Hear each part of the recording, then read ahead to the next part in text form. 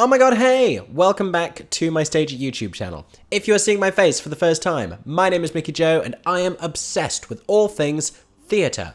I am an independent theatre critic and a content creator based here in the UK, and this is my Stagey YouTube channel, where I talk about shows, I review shows that I have been invited to go and see, and I talk about news and drama and gossip and give insights on current theatrical events. All things stagey. If that sounds like the kind of video content that you would be interested in, then feel free to subscribe to my Stagey YouTube channel. And if you are hearing my voice for the first time, it does not normally sound this congested. I have a cold, which I presumably caught in one of the 50,000 theatre auditoria that I've been in over the past month, or one of the 100,000 train journeys I've taken to get there. But we're powering through because I saw a show at the weekend and I am desperate to tell you all about it. There is a clue in my t-shirt. It is not Beauty and the Beast, that closed. It is, in fact, the colour purple, which is why I'm wearing the colour. It's purple, that's what it is. So this is a brand new UK tour of the Leicester Curve revival that took place a few years ago and then was viewable in an online format during the pandemic. And I saw it at the Birmingham Hippodrome, a huge venue in the Midlands that I have never been to before. And I have also never seen this show before. I am familiar with parts of The Colour Purple and certain songs from the show. Obviously, I know I'm here. Who doesn't? If you haven't heard that at a showcase or watched one of the many bootlegs of someone adding some sort of phenomenal riff to it, then I don't really believe that you've lived as a stagey person. And I had an awareness of certain parts of the plot, but I had never read the book, I had never seen the film, and I had never seen the musical on stage before. So I'm very excited to give you my thoughts on not only this production and these performances, but the musical as an adaptation on the whole. Check out this exclusive sneak peek of the cast's curtain call at the Birmingham Hippodrome before we talk about the show.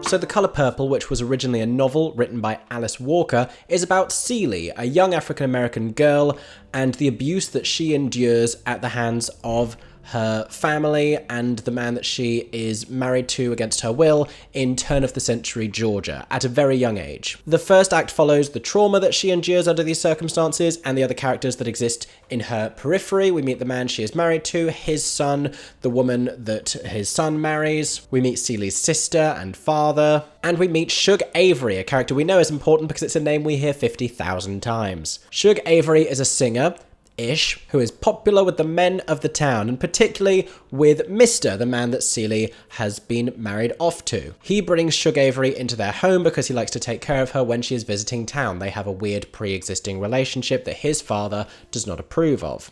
It's thanks in part to Shug Avery and also Sophia, who is Mr.'s son's wife, that Celie has helped to find her own confidence in spite of the terrible circumstances she is living in, and it's this development of her confidence and her belief in her own self-worth that will go on to be the key to her emancipation throughout the rest of the show. But the whole thing is really quite dramatic and really quite heavy-going, and we are talking about a lot of very difficult themes and very triggering themes, so that is something to be aware of. We are talking about sexual assault, we are talking about domestic abuse, both physical and mental, from different characters. We are talking about racial prejudice. We are talking about police brutality. All of these things get covered in this novel. It's a lot of harsh but very true realities of early 20th century Southern America.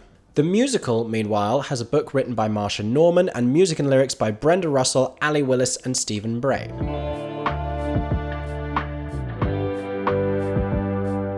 So this production is a very interesting one. We have this very bare preset stage when you go in with these two diagonal walls that form a point in the middle and these little sections that come out of them to allow different scenes and settings to be pushed through on each side, kind of like a children's book that you fold over and it has gaps for different things to come through on each page, if you remember those. But we have a house that comes out of one wall. We have a shop that comes out of another wall. One then turns into a church, and they're able to swap out these locations each time the walls come down and those sections come down, so that when it goes up, it reveals something new. And it's a good way of changing us between these locations, but it is not especially atmospheric. The Birmingham Hippodrome stage is a very big one. So is the Leicester Curve. It is a massive, massive space. And my principal issue with this, and my principal issue with this staging and the design by Alex Loud and the direction by Tanuke Craig, is that it all feels vast and open and spacious. And this is not how I think Seeley's story ought to feel. I think they needed to do more to combat this with the set design that they have. Seeley's life should feel claustrophobic and trapped. She does not have many options. She does not have an exit available to her. But the staging in its width and its freedom seems to suggest such promise and such opportunity that it really shouldn't. The last major production here in the UK was at the Menier Chocolate Factory, a very small, very intimate space. This was the production that ended up transferring to Broadway to great acclaim, with the performance of Cynthia Erivo going on to win her a Tony Award, launching her career in the US. She's now doing very, very well. But between this kind of space that they have afforded Seeley and the colour palette and the lighting design, it's just not as intense as it ought to be. You know, the script is intense. The things that happen to her are intense. The way that the music pairs with that. Everything is trying to deliver this atmosphere of tension and intensity and drama and abuse. But it's contending with far too much light and openness visually that we're not really feeling it as an audience, even though we know that we ought to. And that, I think, is why I didn't enjoy this as much as I wanted to. You know, the material is objectively quite strong. The performances are, for the most part, very strong. And it has been directed well. It's been staged well. It sounds fantastic. I just didn't feel half the things that I wanted to and that I ought to have done in what should be a really hard-hitting piece of theatre. The events of the first act are quite relentlessly traumatic, and it could be that a decision has been made by the creative team to add a little more levity into that, to not let it get too intense and too unbearably sorrowful and difficult to watch, like a lot of other stories from that time period and stories of racism and prejudice and abuse. But you also can't alter what the material is. And at a certain point, what you're doing is undermining the material's intensity and the material's capabilities by staging it in a way that doesn't reinforce its themes. So this, on balance, ended up being a 3-star production for me. Very, very close to a 4-star. It is objectively very striking theatre, and there will be some people who saw this and connected with it so profoundly that this will have been an amazing 5-star experience for them, and I celebrate that, and I'm thrilled that it will reach theatregoers like that. I dare say this is going to be a divisive opinion. For me, I didn't think it was as emotionally powerful and hard-hitting as it ought to have been.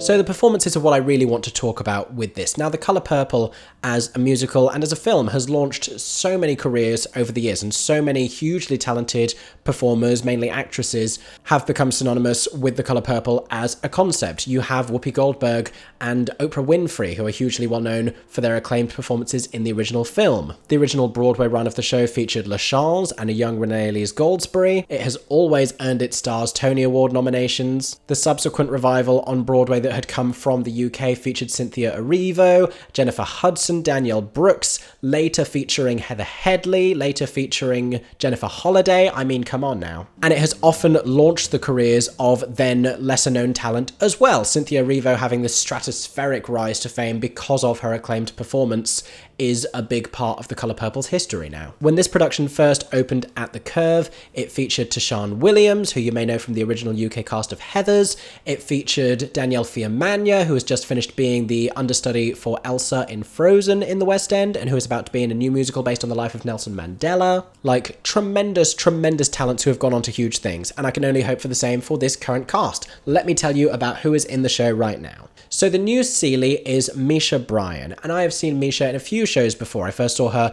in Caroline or Change years ago at the Chichester Festival Theatre, the same production that would then go on to go to Broadway. And I also saw her in Romantics Anonymous. She's very funny, she's very sweet, she has bucketfuls of personality, and she brings that level of charm to this, but obviously there is so much more of a weight and a sorrow to what she's doing, and that makes it so heartbreaking because she brings, more so than any other Seeley I have seen clips of, because I've never seen the show before in person, but she brings so much more youth and innocence and a childish ignorance to what she is doing. And your heart completely breaks for her because she does read as an incredibly young girl who has been pushed into these circumstances. Where I think the production puts her in a slightly compromised position is in the original version, they did a lot to show the aging of Seeley over time. We see an awful lot of her life, multiple decades, and she is at least 30 years older, I think there or thereabouts, by the end of the show. The original version was very clear on this aesthetically. In the revival with Cynthia Erivo, a conscious choice seemed to be made not to age her visually throughout the show. More was left to the imagination. It was more British revival, Many a Chocolate Factory, sort of abstract and theatrical. And you still got that she was aging over time, but it wasn't as obvious visually. But that worked because of the style of that production. For this particular production, for us to abandon that level of realism, because here as well, she is not aged hugely over time. She starts to look a little bit older because of some changing of outfitting.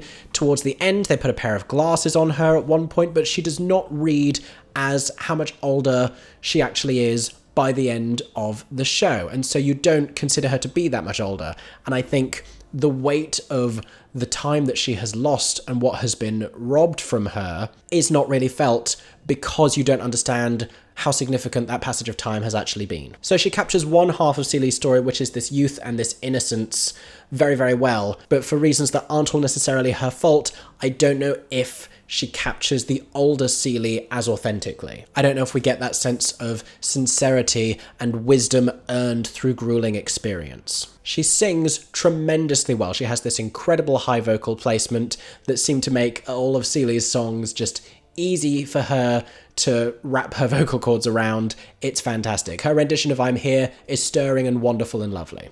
And that same youthful thing that she brings in her singing as well. So her performance of I'm Here, in spite of how much older she is by that point in the plot, has a hope and has a new life to it and has a youth, which she talks about in the show as well. She talks about feeling younger than she ever has before. And so her casting really works for that moment. Opposite her as Mr. is Akko Mitchell. Now, Akko is reprising this role. He has played it before. He has previously also been seen in the recent West End run of Bonnie and Clyde, also in that same production of Caroline or Change I was telling you about before. And his is an admittedly very difficult character to play here because he is very much the villain of this piece who commits these terrible atrocities, both physically, both emotionally. He's an objectively irredeemable character that the narrative actually seeks to redeem as a product of his society and of society at the time. And that's quite difficult to contend with as an audience. You know, they try and give him this redemption and people are not receptive to it. Especially with the dialogue happening now about abuse and about toxic masculinity and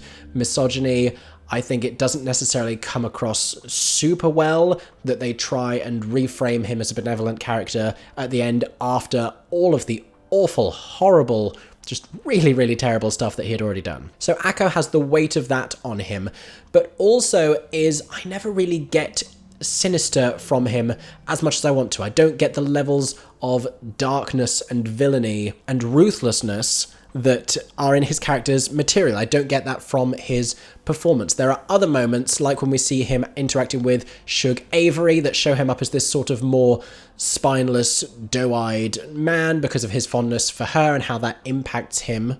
And those moments he puts across incredibly well. When he goes back to being a boy who can't please his father in his eyes, that we get very well. It's just, as Seeley's tormentor, I don't know if we get the ruthlessness that I think we ought to really feel for her in this situation. Another returning cast member is Annalisa Lamola, who plays Sophia, and hers is my favourite performance from this whole production. She absolutely steals every scene that she is in, with her sass, with her confidence, with her line readings, with her comedy, with her physical comedy, with her facial expressions, with her vocal delivery. And as funny as she is, as hilarious and scene-stealing, she also gives you this heartbreaking character trajectory. I mean, it's an incredibly rich role for any actress. It is a meaty, fantastic part. And she absolutely goes to town with it. And she absolutely finds every single moment that she can with it. She plays so well opposite Ahmed Hamad, who was recently seen in Rent at the Hope Mill Theatre as Benny and in various other shows. He's a great rising talent. Lovely to see him here. He is a nice contrast to a lot of the other men in this production because he is just silly and funny, and the two of them get to have this hilarious chemistry with this kind of battle for superiority, and he ends up being this sort of diminutive and doting husband. But they also have this hilarious courtship song in the second act. They're a brilliant double act, but she particularly is a fantastic standout performance from this production. If you want to talk about ensemble standouts, I could not watch anyone other than Kayla Carter for the duration of the song Miss Seeley's Pants. They have this long flowing hairpiece on the back of their head, and they are whipping it around for the duration of that number, Miss Seeley's Pants, which is a great number. It's literally impossible to watch anyone else because they're bringing this euphoric sass and joy and just dynamic performance. Really, really watchable. Someone whose performance I want to talk a little bit about is Bree Smith as Shug Avery. Now, Bree has a huge demanding role here as Shug Avery. She is talked about and talked about and talked about. They have a song about the fact that she is imminently arriving, and then when she does, the character is completely at odds with what the audience has been told to expect. She comes in a very different gear to how she has been presented to us, with a very different energy, and she also goes on this huge journey throughout the show, and we see her as this source of strength for Seeley, we see her as this romantic interest for Seeley, and we see her ultimately as this very fragile and flawed character who is deeply insecure despite the confidence and bravado that she may present to the world. That is all an awful lot to play, and I just didn't get enough variety from Bree Smith's characterization. A lot of her line readings just seemed to give the same level of kind of like fondness and warmth and a slight detachment from the situation. I didn't get her falling in love with Seeley as a concept. I didn't get the fragility that I wanted. I didn't get the fear that lies behind all of her decisions and the sort of helplessness that motivates her throughout. I didn't get much of a sense of her character motivations, to be honest, and it's a really rich part where you can play a lot of nuance. In her vocal performances, she was fantastic. Her rendition of Push the Button was great. It was feisty, it was fiery, it was sensual, and it's that level of passion that I was missing from the rest of her performance, and specifically from her delivery of the script. She should really be this tragic fallen angel of a character when we first meet her, and I didn't get enough of that severity, and a lot of the direction is also culpable for that.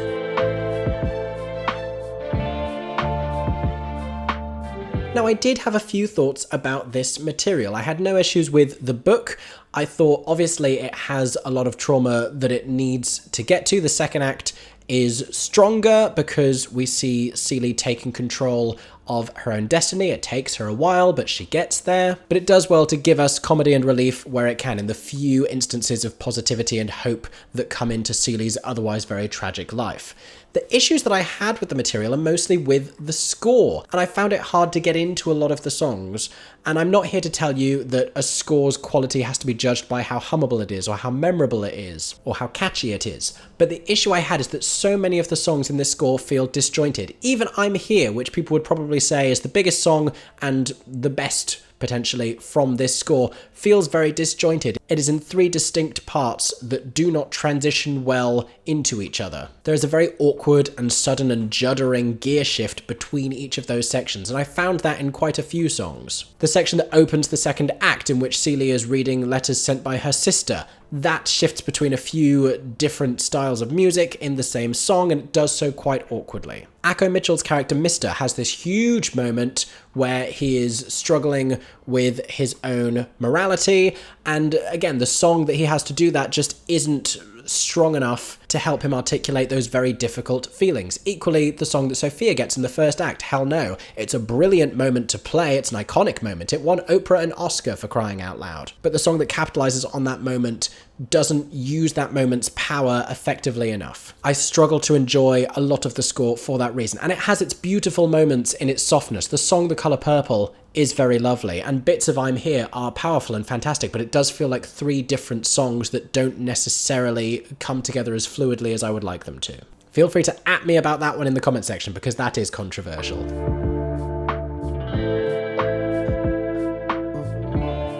Now, you would expect me to say that I'm Here is the standout moment of this show, and maybe in previous productions it has been.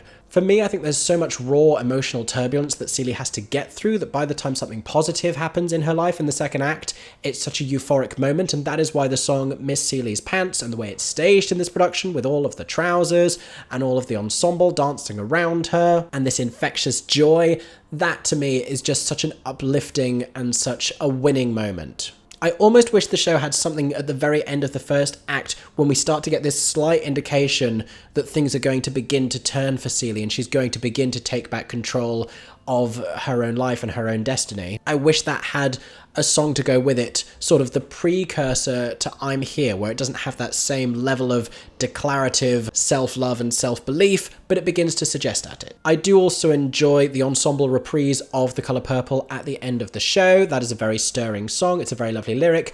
I do sometimes have a little bit of trouble taking a song seriously if it directly utilizes the subject matter's title in its lyrics. I feel the same way about the song Legally Blonde. And this one does a slightly better job of making it feel natural, but it is still the littlest bit conspicuous. But those have been my thoughts about The Colour Purple on tour. Like I said before, I have been critical about the artistic choices of this production because it is very powerful material and it is very hard-hitting material, and there are a huge number of people who will relate to these themes and will relate to this story, and it will be an incredible, rapturous theatrical experience for so many people, I am sure. I have friends who have loved this production, loved this musical, and if anything, mine is probably more of an outlying voice on this one, so feel free to go and read some other reviews about it if you want a more varied understanding of the show. Thank you so much for watching this video. I hope you have enjoyed. If you have, make sure to subscribe to my Stager YouTube channel for plenty more content about all your favourite shows coming very soon. Also, if you did enjoy this video, feel free to give me a super thanks down below for a little tip. That would really help me as a Stager content creator. Or you can go to patreon.com/MickeyJoeTheatre, where you can support me and gain access to some exclusive photo and video content. If you've seen this production of The Colour Purple on tour already, let me know your thoughts about it down below. If you're looking forward to seeing it soon, let us know about that as well. I hope that everyone is staying safe and that you have a stagey day. For 10 more seconds, I'm Mickey Joe Theatre. Oh my god, hey, thanks for watching, have a stagey day. Subscribe!